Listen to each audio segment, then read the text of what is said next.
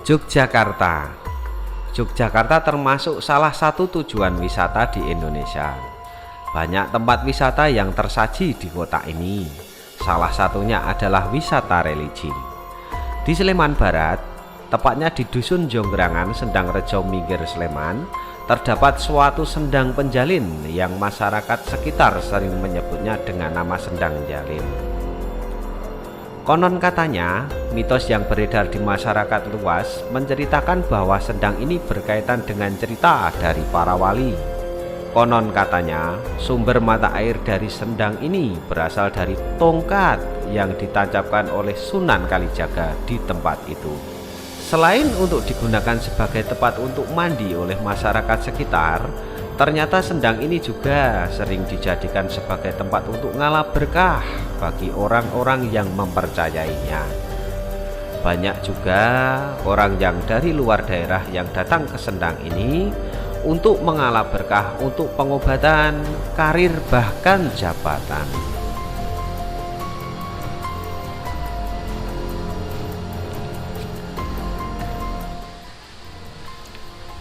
Assalamualaikum warahmatullahi wabarakatuh. Salam Rahayu. Oke lor, selamat sore. Kita berada di Sendang Jalin.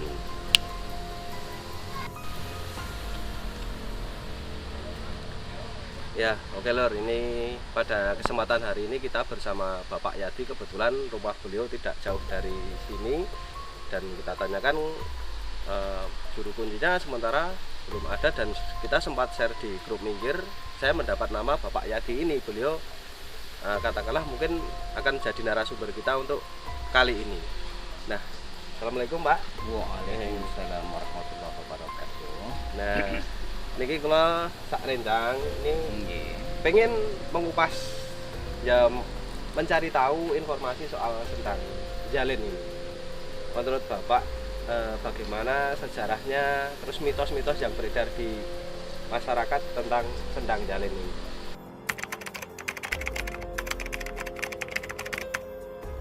Perkenalkanlah bahwa kami Suyadi untuk saat ini memang Sendang Penjalin diurusi oleh yang namanya OPMA.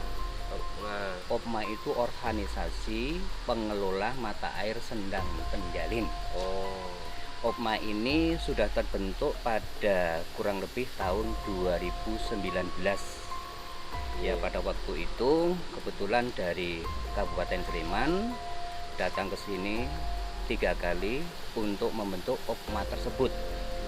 Dan pada waktu itu memang sudah disusun kepengurusannya, disusun tentang ADART-nya, dan ini nunggu SK dari Bupati Sleman. Jadi Sendang Penjalin ini pada saat ini ya seperti inilah keadaannya. Karena apa? Sekali lagi, memang dulu memang ada juru kuncinya. Yang pertama itu namanya Mbah Supo, yang kedua itu namanya Mbah yang terkenal dengan Mbah Joyo Arit atau Mbah Joyo Dimejo. Karena sudah meninggal, terus diteruskan oleh anaknya yang bernama Bapak Pagro Jabadi. Bapak Pagro Jabadi meninggal, terus diteruskan oleh Bapak Hadi Praptomo. Bapak Hadi Praptomo meninggal, terus diteruskan oleh anak mantunya. Tapi anak mantunya tadi yang bernama Mufid sekarang bertempat tinggal di Paraan Sendang Sari, Minggir, Sleman. Terus, awal mula pada waktu itu memang orang yang pertama kali datang di Jonggrangan sini itu yang namanya pada waktu itu Eyang Damar. Eyang Damar itu pada waktu itu adalah pengembara. Pengembara, dia adalah ahli pengobatan herbal. Selama 30 tahun itu maka datanglah Sunan Kalijogo. Sunan Kalijogo datang di sekitar sini, dia silaturahmi kepada Eyang Damar.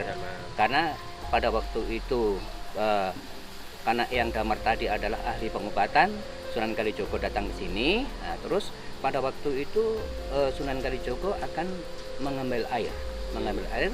Pada waktu memang sudah ada air, tapi untuk sesuci tadi, maka tongkat yang dibawa oleh Sunan Kalijogo ditancapkan di tanah itu, di tanah. Oh, di tanah ini. Pada saat itu belum ada. Belum ada. Nah, ditancapkan di situ, maka keluarlah air. Nah, setelah air itu keluar, nah terus Sunan Kalijogo ngambil air untuk sesuci. Nah, Eyang Damar tadi pada waktu itu adalah selama 30 tahun itu meninggalnya adalah mokso.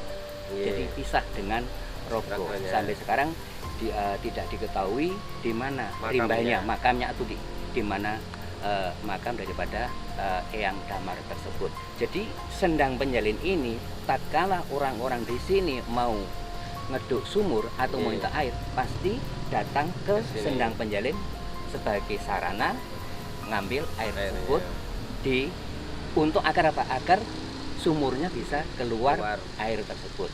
Nah, sehingga orang-orang di sini memanfaatkan air Sendang Penjalin tersebut di samping untuk minum, untuk mandi, untuk nyuci dan lain sebagainya. Salah satu di antaranya ciri khas adanya Sunan Kalijogo adalah orang deres. Nah, salah satu di antaranya, tapi tidak mutlak loh. Salah satu di antaranya adalah orang deres. Deres itu mencari di apa? Mencari gula itu bukan tahu ya, di kelapa. Jadi gini, jadi setelah deres diambil legennya. Legen tadi akhirnya dibuat gula Jawa. Maka di sini orang-orang di sini sampai saat ini memang masih ada orang yang deres. Kembali kepada Sendang Penjalin. Nah, Sendang Penjalin ini ya sebelum kemerdekaan, sebelum kemerdekaan 1945 ini hanya berupa cungkup. Jadi air yang keluar tadi akhirnya dibuat cungkup untuk melindungi air Sendang Penjalin tadi, biar tidak kena daun dan sebagainya. Nah, setelah itu terus setelah merdeka, maka dibangunlah bangunan seperti ini. Nah, sekarang tentang air Sendang Penjalin tersebut.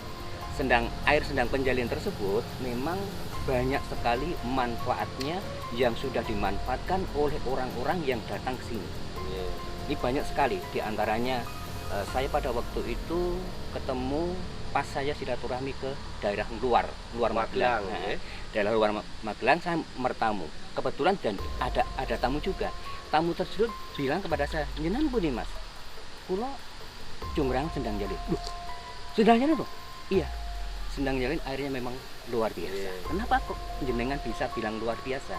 Karena air Sendang Penjalin tersebut bisa menyembuhkan segala macam penyakit atas izin Allah.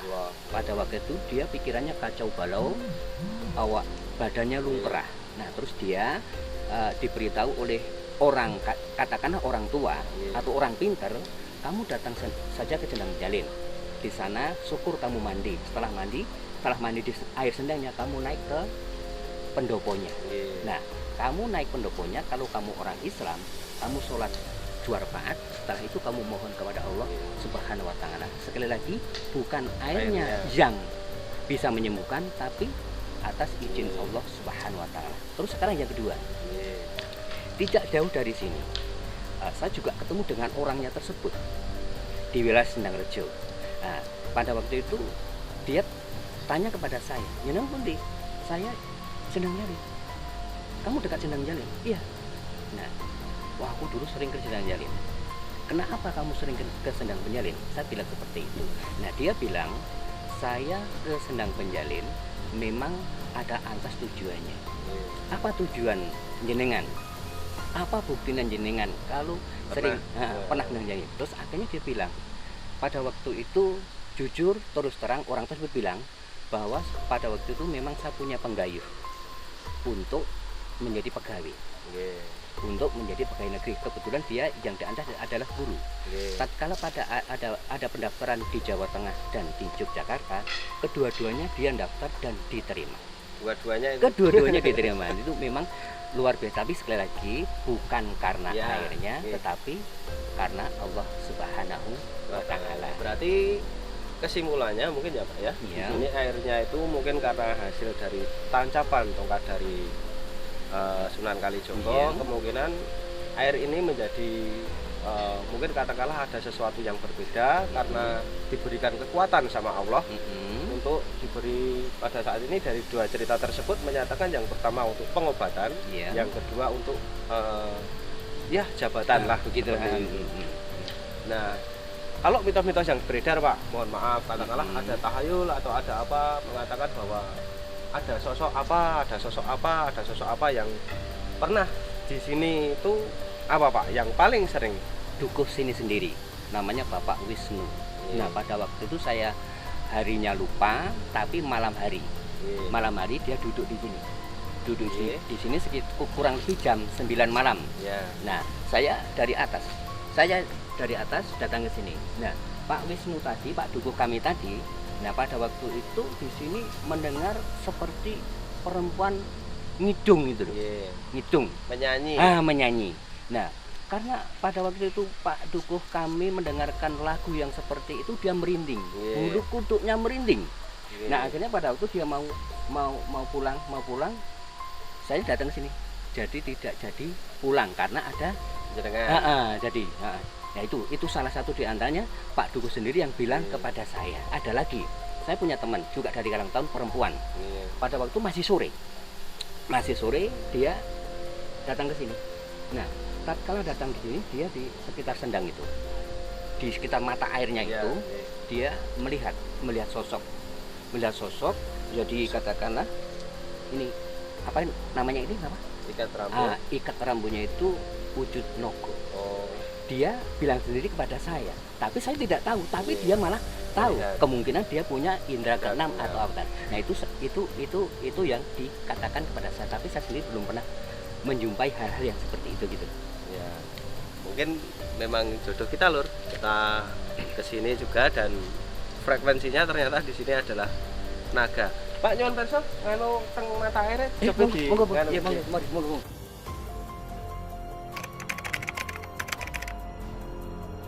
Oke Lur, ini kita berada di mata air Sendang Penjalin gitu Pak. Iya, Sendang Penjalin. Nah, mata air. Jadi kalau mata airnya itu sebenarnya keluarnya dari mana Pak? Dari bawah. Di sana gitu. Dari arah sana gitu. Nah, apakah pernah ada mitos-mitos yang beredar Pak di sini sebelum nanti saya juga bercerita tentang pengalaman saya? Nah, kalau soal mitos tersebut pernah saya dengan istri saya. Waktu itu maghrib nah,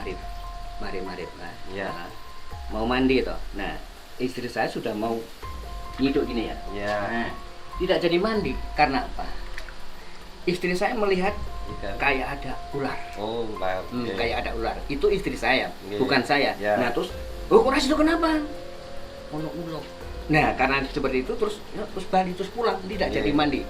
Itu yang dialami oleh istri saya sendiri gitu loh. Nah, seperti itu kalau menggambarkan sedikit juga ya Lur ya, saya pernah bercerita karena jadi kalau saya di sini ada dua pasang ikan, Yang satu pasang itu namanya ikan gabus, kalau orang Jawa bilangnya ikan kutuk tapi berwarna putih. Ini ada di sini. Yang kedua ikan mas berwarna kuning, ini ada di sini juga sepasang.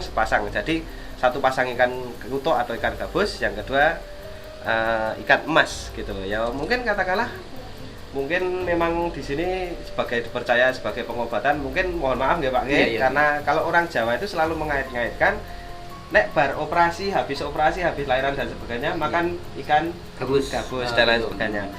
Nah, mungkin itulah juga yang membuat hal itu seperti itu Lur. Jadi khasiatnya air ini bisa untuk pengobatan dan lain sebagainya. Mungkin apa yang pernah saya lihat digambarkan dengan ikan gabus tersebut dan mitosnya.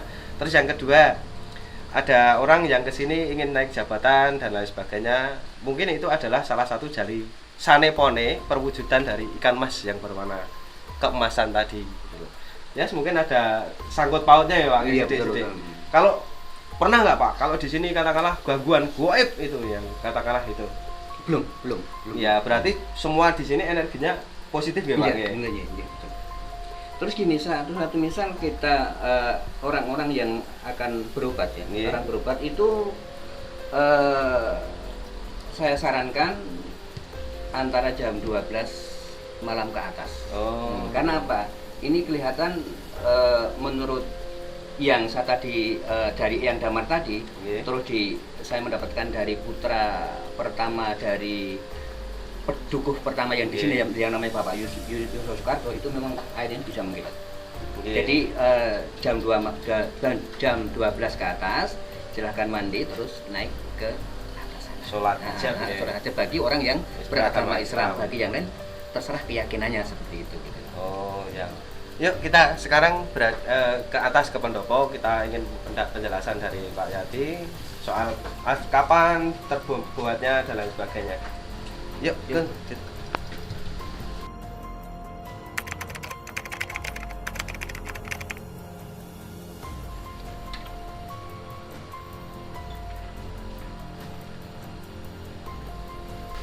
Nah, Kelor, ini kita sekarang berada di Pendopo Sendang Penjalin. Nah, di sini kita akan bertanya kepada Bapak Yadi, kapan katakanlah atau awal mula asal usul pendopo ini dibuat?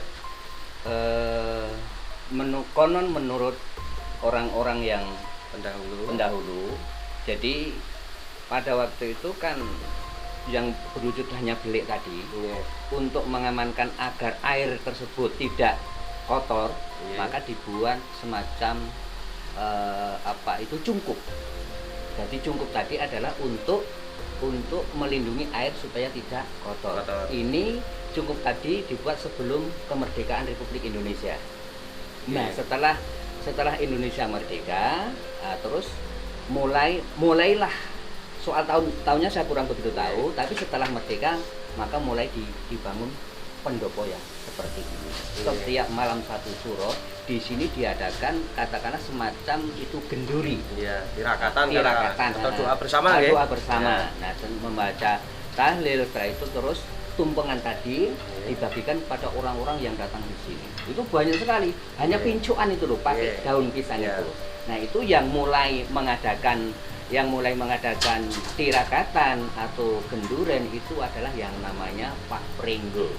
Pak Pringgo itu yang rumahnya di sebelah timur KUD Balanya. Iya. Nah, sampai sekarang dilestarikan untuk Iya. setiap malam satu suro itu diadakan tirakatan di sini. Iya. Nah, jadi pada waktu itu memang yang membiayai malam tirakatan itu dari Kelurahan Sendang Rejo.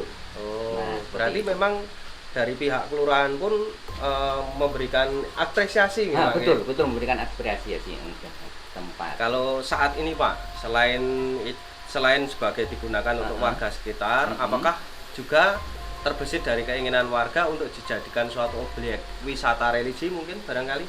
Kebetulan alhamdulillah di Iya. Padukuhan Junggrangan Sendang Rejo Minggir ini sudah terbentuk Pok Darwis. Iya. Nah, ini sudah terbentuk dan ini sebelum Covid pandemi ini sudah terbiasa untuk outbound. Oh, Sudah seperti terbiasa itu. untuk outbound. Jadi kami sudah siap untuk menerima outbound, tamu-tamu itu. Nah, di samping itu memang Sendang Penjalin ini setelah terbentuk OPMA pada tahun 2019 memang ini akan bekerjasama dengan Pok Darwis agar apa? Agar untuk bisa mewujudkan cita-cita Padukuhan Setunggal Junggrangan ini benar-benar nanti bisa dikenal oleh Masyarakat luas. Gitu Iya. loh. Nah, ini mungkin katakanlah nanti ini akan saya unggah Pak videonya. Oke. Nah, nanti di sini katakanlah jika ada yang ingin kontak person atau apa gitu langsung kemana Pak? Kalau di sini suatu misal nanti Ada akan orang yang ingin kalau keurusan Sendang Penjalin Iya. itu bisa langsung ke OPMA. Ke oh OPMA. Tapi nanti kalau untuk suatu misal outbound dan lain sebagainya itu ke Pok Darwisnya. Iya. Seperti itu. oke Pak. Nah mungkin di sini mungkin kita akan bertanya terakhir Pak. Oke. Jadi pesan dan kesan Bapak jika mungkin ada teman-teman yang dari luar pengen masuk ke dalam di sini gitu. Suatu misal nanti Ada yang katakanlah pengen ritual atau pengen mengadakan sesuatu hajatan khusus itu bagaimana? Karena mohon maaf ya Pak, Iya. ya, karena saya dulu juga pernah salah di sini. Oke. Saya tidak tahu kalau ternyata saya itu teledor. Saya di sini menyebar bunga itu di. Iya. Nah ternyata pada kesempatan itu ada yang mengkomen katakanlah Mas jangan di kalau mau taruh bunga ada tempat khusus dan lain sebagainya gitu, tidak di mata air tersebut. Nah mungkin itu nanti bisa jadi gambaran juga Pak, diberikan suatu tempat khusus untuk ritual. Gitu. seandainya ada orang dari luar ingin hajatan atau ingin katakanlah untuk apa ya mempunyai suatu sesirih itu memang di sini nanti ada suatu peraturan tersendiri. Kalau suatu misal bagi orang yang non Islam, nah suatu misal mau bakar-bakar sudah ada tempatnya di sini. Nah di sini ya. Jadi itu kayak itu. Itu. Jadi bunganya jangan sampai di. Terus suatu misal bagi orang yang beragama Islam. Nanti saya sarankan untuk mengambil air wudhu. Nah, syukur bade sebelum mengambil air wudhu mandi katakanlah. Setelah itu terus naik ke sini. Nanti kan di sini ada untuk tempat sholat di sini. Nanti setelah sholat terus kita keluar di sini bisa ngobrol-ngobrol. Gitu. Jadi nanti bisa menghubungi ya minimal kepada Opma dan juga katakanlah atau kepada Bapak Dukuh. Tapi Bapak Dukuh sudah menyerahkan kepada Opma. Kalau di sini bagi Opma sendiri atau bagi tidak harus membawa ini, tidak kewajiban tidak. Karena apa? Kalau menurut kami keyakinan kami adalah orang Islam, yaitu seperti yang saya katakan tadi. Tapi bagi orang-orang yang keyakinannya lain mau bakar-bakar menyan, mau pakai kembang dan sebagainya itu semua gue kesel. Asalkan karena itu keyakinan mereka masing-masing. Berarti dari sini tidak ada katakanlah kalau katakanlah sedang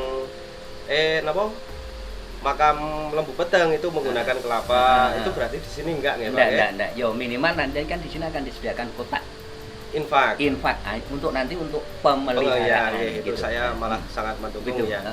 Oke Lur, matur suwun sekali Bapak Yadi. Muga-muga dados napa yang terbaik di sini nanti. Amin ya rabbal alamin. Ya, oke Lur, itu sedikit obrolan kita dengan Bapak Suyadi selaku pengurus Opma dan warga sekitar. Jadi beliau menjelaskan ini lantainya bergerak. Mengikuti saya. Ya, oke nanti. Nah, seperti itu Lur. Nanti kita akan mencoba ke tempat Bapak yang biasa juru kunci di sini dan ke tempat Pak Lurah sebagai pendukung. Dan sebelumnya saya minta izin Pak, nanti suatu saat kalau saya ke sini malam-malam boleh toh Pak? Boleh. Melanjutkan Boleh. Siap nih. Ya. Oke Lur, sampai di sini dulu. Assalamualaikum warahmatullahi wabarakatuh. Waalaikumsalam warahmatullahi wabarakatuh.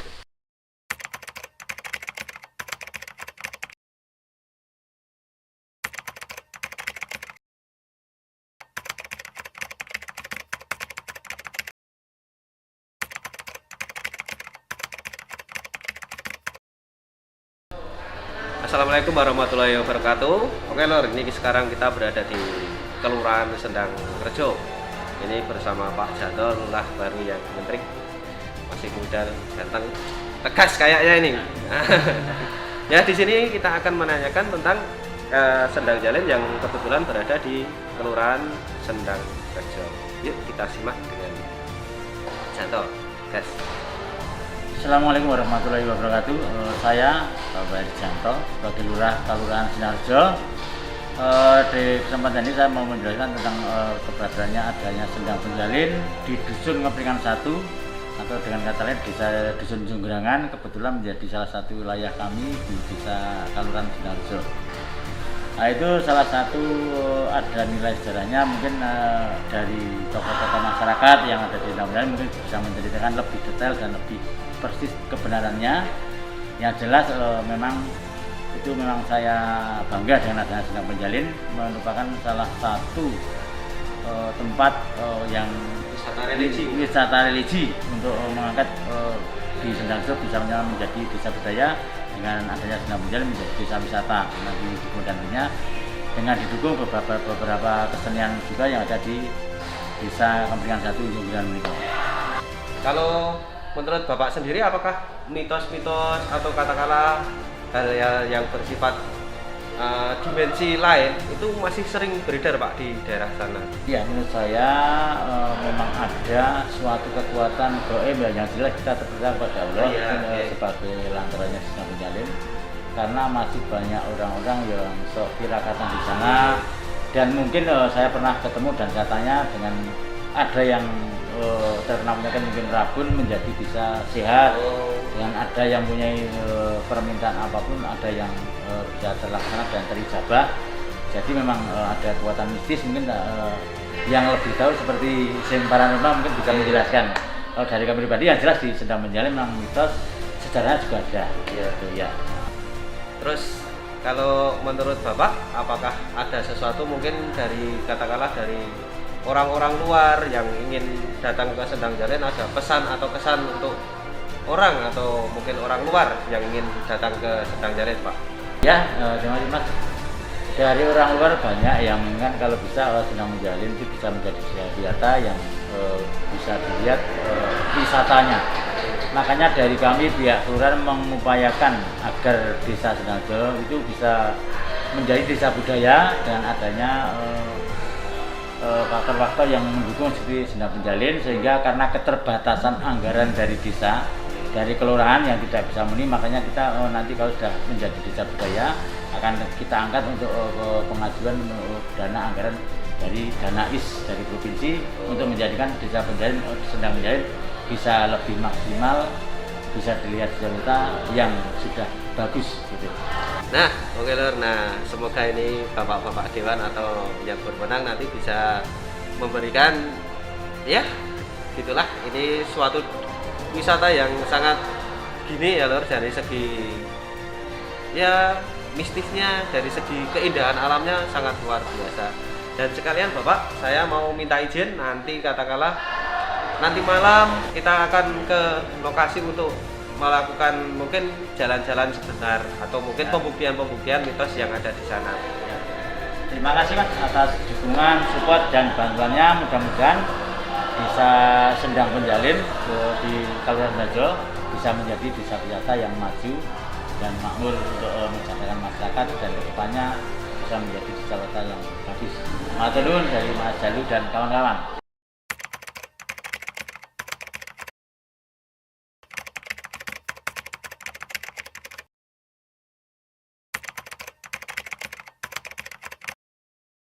Oke Lur, assalamualaikum warahmatullahi wabarakatuh.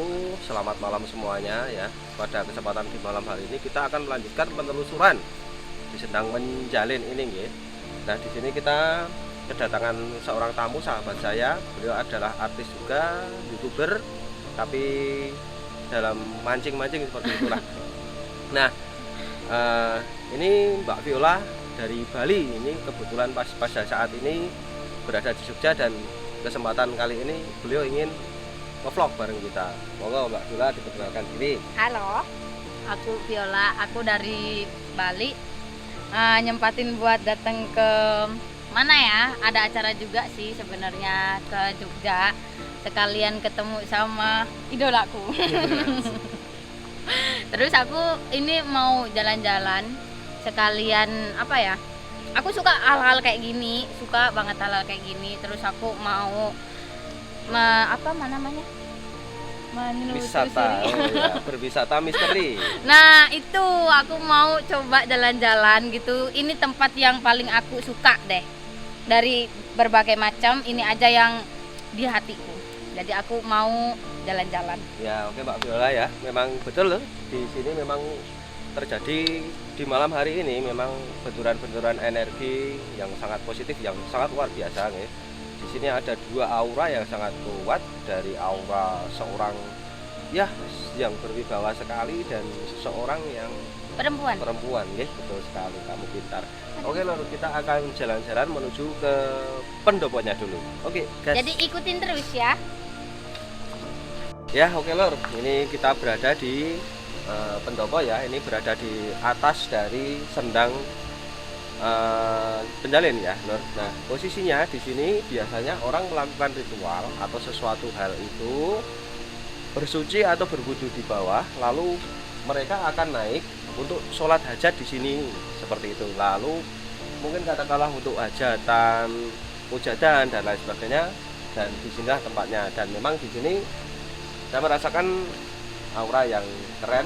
Bagaimana Mbak Viola merasakannya? Aku ngerasain auranya itu bagus. Kayak auranya bagus tuh kayak apa ya?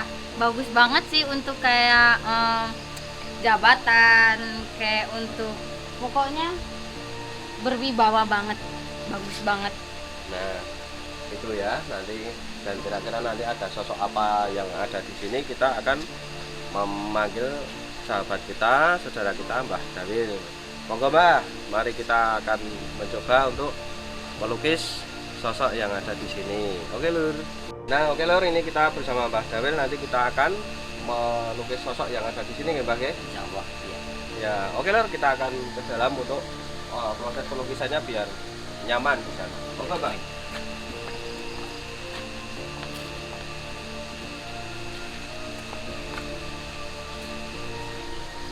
Nah, oke Lur, di sini kita akan melihat Mbah Dawil melakukan proses pelukisan sosok yang ada di sini, dan bagaimana nanti akan terjadinya wujud apa dan lain sebagainya. Saya pribadi sendiri juga, saya sendiri sudah tahu mungkin katakanlah gambarannya apa nanti, tapi wujud apa yang akan wujud nanti ya di tangan Mbah Dawil inilah. Semua orang yang mungkin belum tahu adanya posisi mereka di sini akan menjadi tahu. Ya, oke Lur.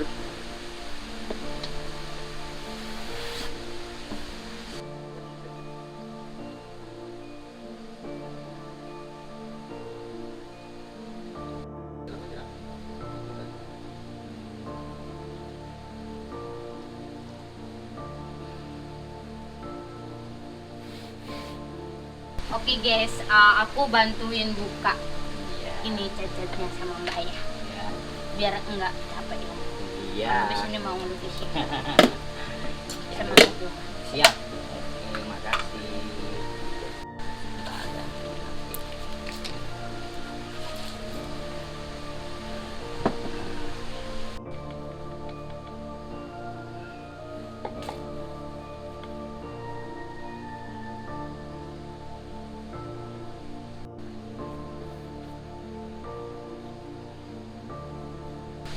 Aku lagi nungguin hasilnya, si Mbak lagi melukis. Terus, tapi aku ngerasain di sini tuh auranya beda, Mbak. Bener Iya, nggak sih? Betul. Memang di sini aura positif banyak di sini tuh. Iya.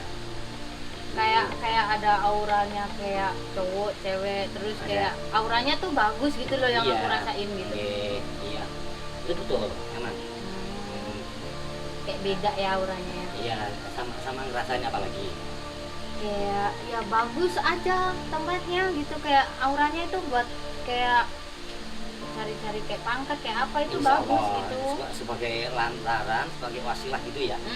Jadi untuk- bagus, Untuk munajat, untuk doa itu memang bagus. Iya. bagus. Iya. Di sini Mbak aku ngerasain tuh kayak gimana ya, auranya bagus terus, tapi kayak yang aku ngerasain tuh yang aku kayak nggak bisa ngelihat sih, cuma kayak ngerasain aja kayak perempuannya itu cantik ya, terus cowoknya itu ya berwibawa lah, bagus lah gitu pokoknya. Auranya tuh beda banget. Yang aku ngelihat terus tuh si sosok ceweknya aja yang cantik gitu.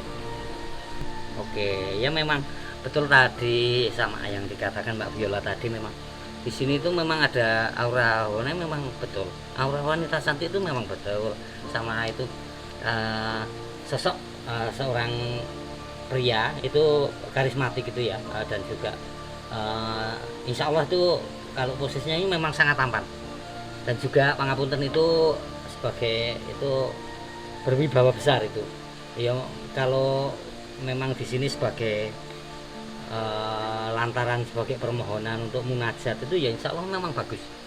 Insya Allah dorongannya sebagai itu jembatan untuk terlaksananya apa yang dihajatkan itu nanti insya Allah terlaksana baik.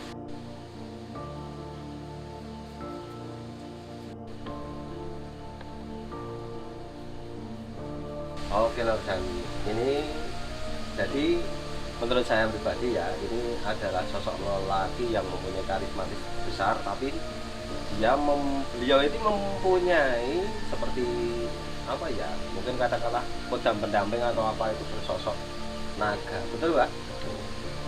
Ya. Ya, jadi memang naga itu kan simbolis dari kejayaan atau apa. Jadi sekali lagi mungkin pantas saja jika di lokasi ini sebagai tempatnya untuk wasilah atau meminta katakanlah kepada Tuhan lantaran tempat ini, mungkin untuk rezeki, wibawa atau kesehatan semuanya seperti itu Lur.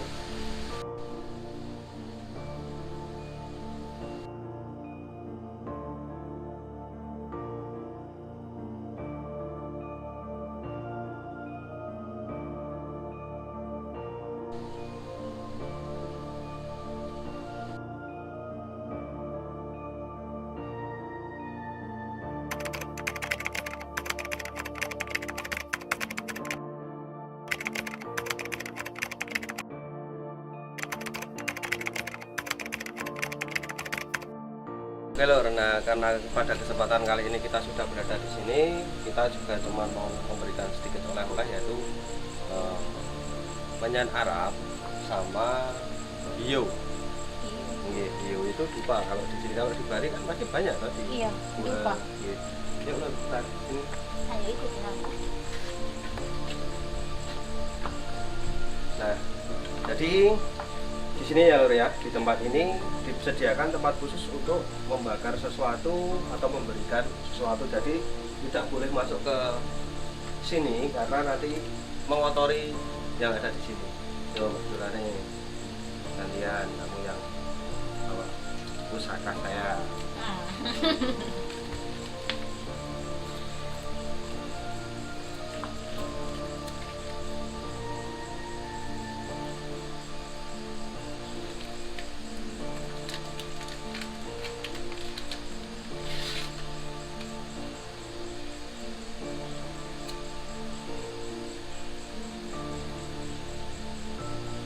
Oke Lur, nah, kita akan bertanya kepada Mbak Viola, apakah dengan setelah saya membakar dupa dan kemenyan ini, apakah merasakan sesuatu yang berbeda? Iya, aku ngerasain tuh sesuatunya tuh beda. Yang aku rasain semenjak ini tadi kebakar tuh kayak beda, nggak sama kayak yang tadi. Rasanya tuh beda kayak gitu loh. Seperti apa? Ada seperti yang menekan, seperti angin. Kayak seperti angin Ya. kayak jalan-jalan gitu. Ya mungkin ini kita di sini akan kemungkinan besar akan dikasih sesuatu Lur sama kenang-kenangan. Tapi karena memang niat kita itu untuk hari ini tidak menarik pusaka atau apa, nanti semisal katakanlah kita dikasih kenang-kenangan, nanti akan saya kembalikan gitu. Nggak apa-apa toh kamu nggak mau bikin pusaka, nah kemarin sudah dapat ini ya. Udah banget. Coba ini di bawah sebentar, mundur.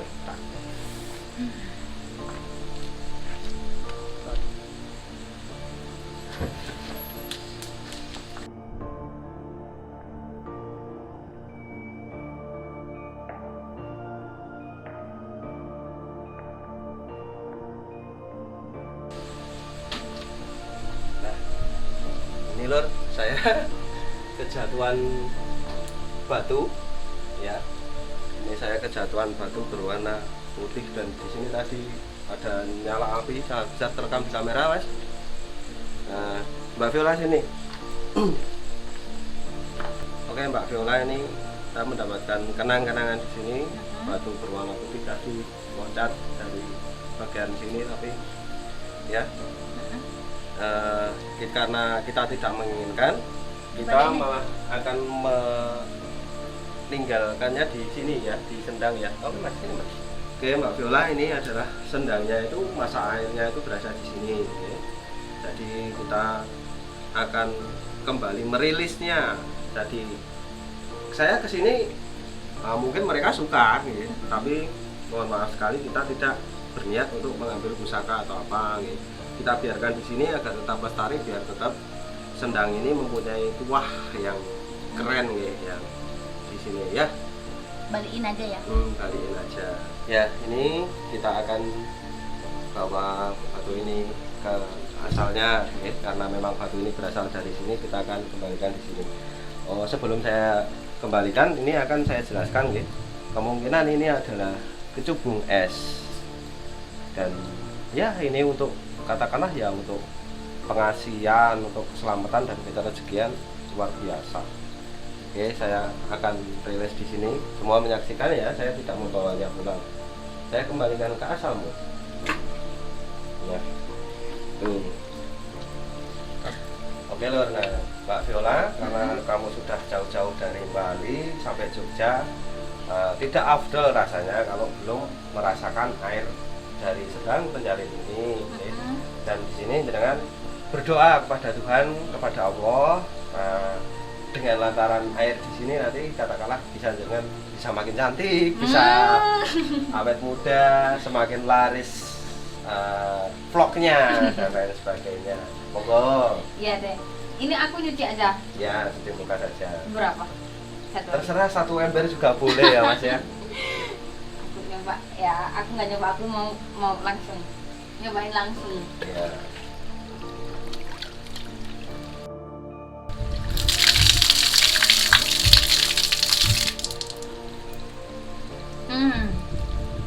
Kayak es batu. Seger. Seger.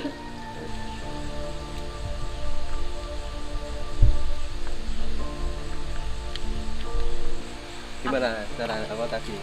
Aku habis nyuci muka ya. Rasanya tuh kayak beda banget, kayak segeran muka aku. Pasti aku kayak 17 tahun ke atas. Wah, 17 tahun ke atas. Ini padahal usianya 39. Enggak. Hoak. Aku rasanya tuh kayak beda banget habis nyuci kayak gitu. Terus badanku tuh kayak ringan gitu loh. Perasaan aku tuh dari kemarin sakit-sakitan. Terus aku ya udah agak enakan sih sekarang.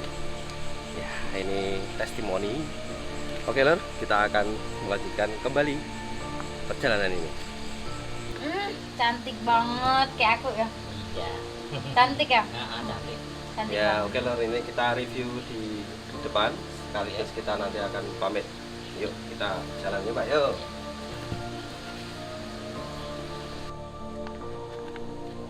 Oke lor, jadi Mas Dawil telah selesai menggambar sosok yang ada di sini. Ya mungkin beliau ini adalah wanita cantik.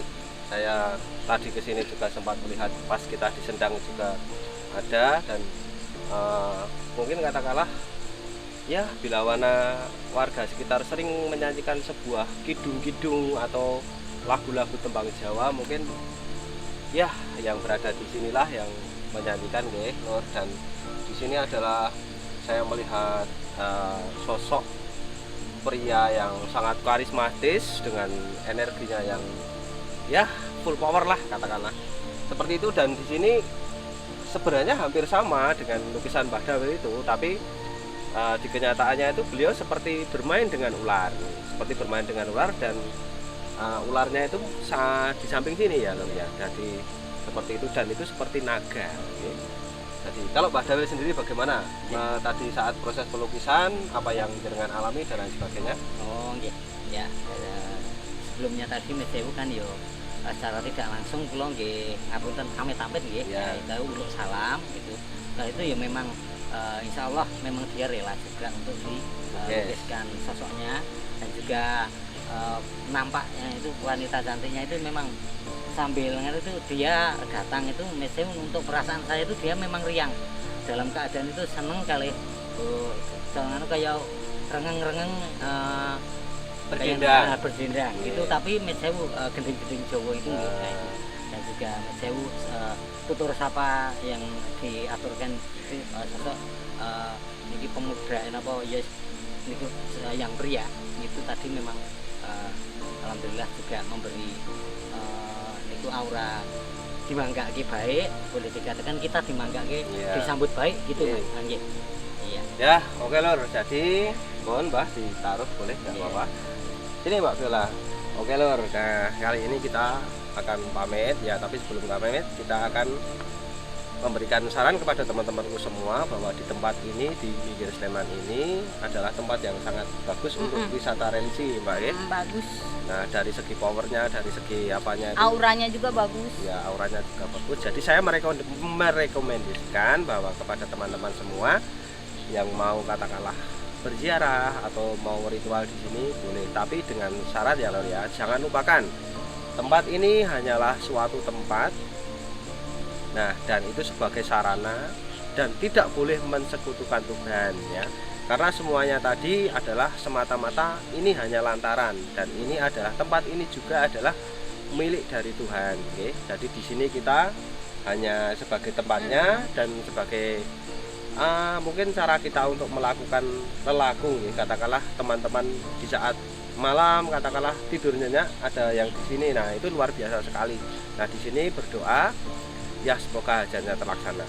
Ya. Oke Lur. Terima kasih semuanya, terima kasih yang telah membantu kita dalam pembuatan video ini. Semoga Sendang Jalit ini semakin meningkat pamornya, karena tadi memang saya juga menambahkan batu ya, dan batu itu sebenarnya mungkin mau dikasihkan ke saya, tapi saya menolak. Dan kita kembalikan lagi di sini agar pamor di sini lebih meningkat. Oke Lur, terima kasih. Assalamualaikum warahmatullahi wabarakatuh. Salam Rahayu, guys.